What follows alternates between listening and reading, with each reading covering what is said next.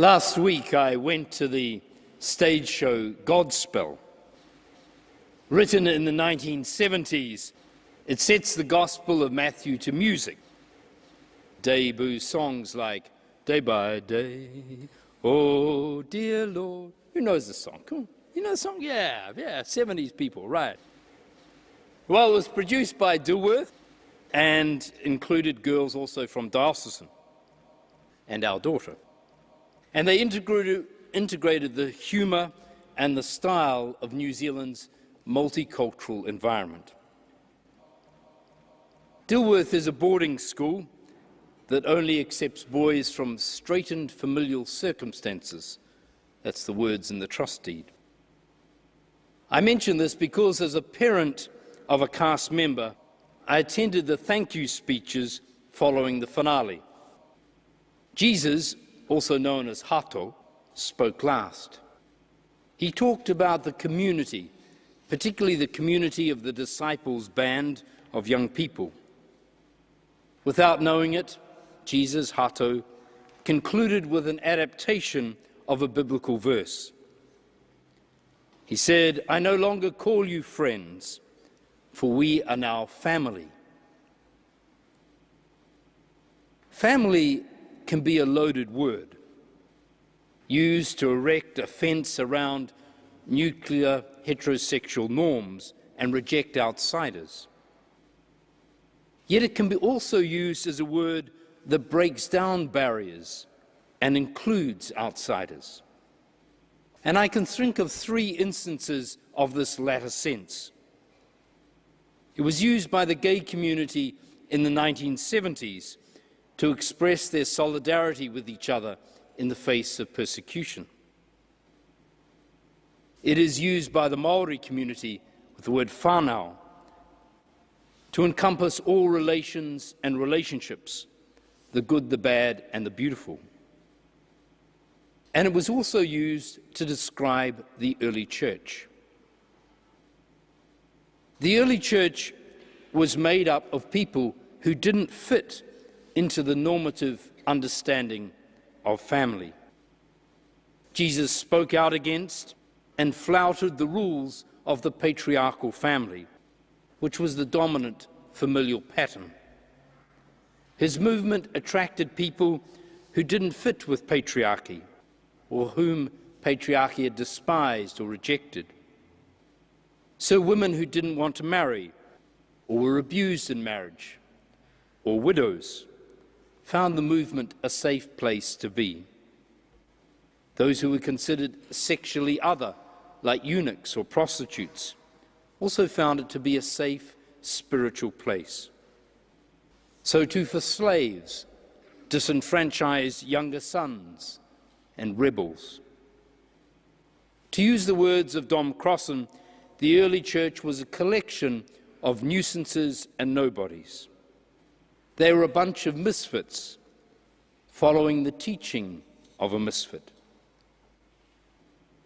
As the verse Hato alluded to infers, the early church came to see themselves as more than just disciples following a master, but as friends.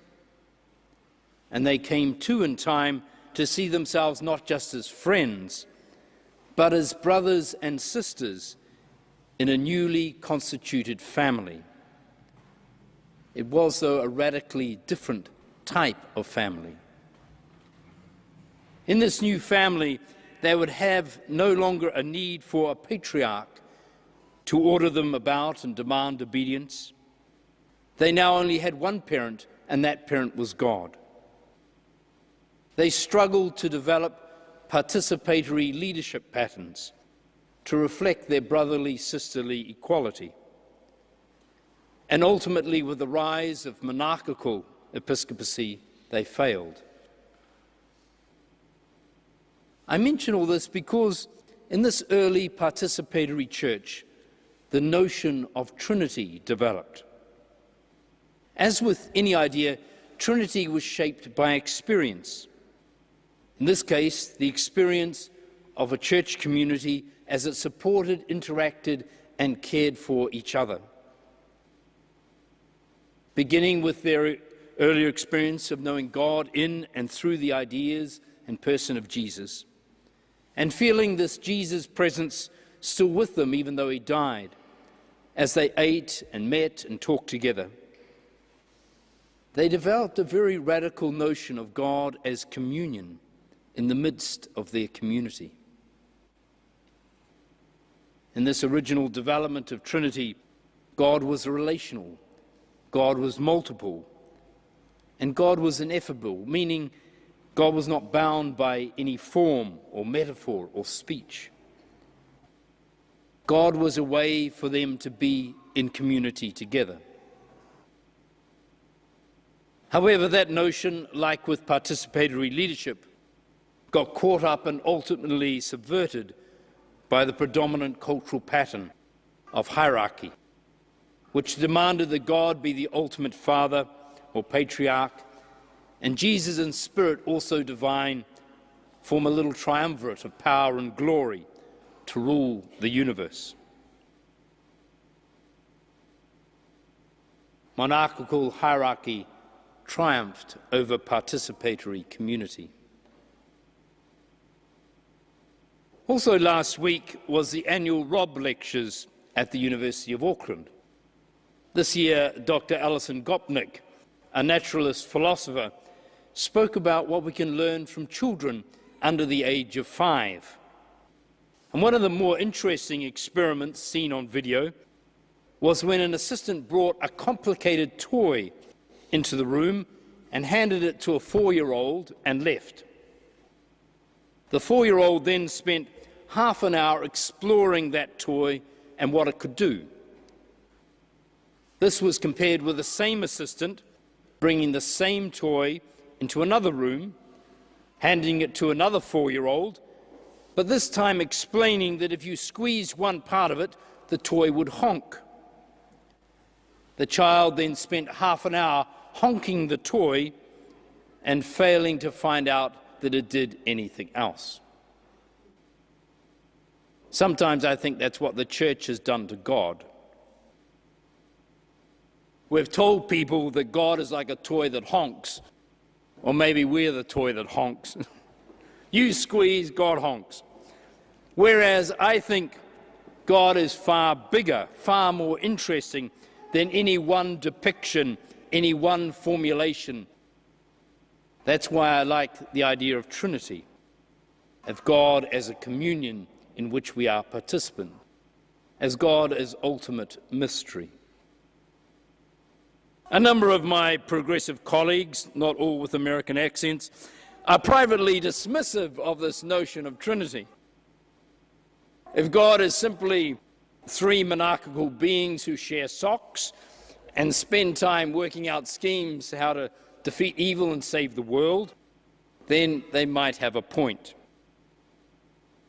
But if, in the words of Carter Haywood, God is the power of mutual relation, if God is not a being but a transformative way of relating, then I want to embrace a very big concept like Trinity and have it embrace me. For Trinity points to the dance rather than the dancers, the love rather than the lovers, the communion rather than the communicants, into which we're all invited. And in this notion I capture a glimpse of mutuality, the mystery of it, and its power to change the world for the better. This mystery and power were discovered by those early Christians as they shared bread and wine, their lives and their hopes. God was experienced in communion in their midst. This morning we will baptize 2 young children, Lara and Vinicius, into that communion. Every child, as you know, is welcomed here, regardless of belief or the beliefs of their parents, because the love called God unconditionally embraces us all.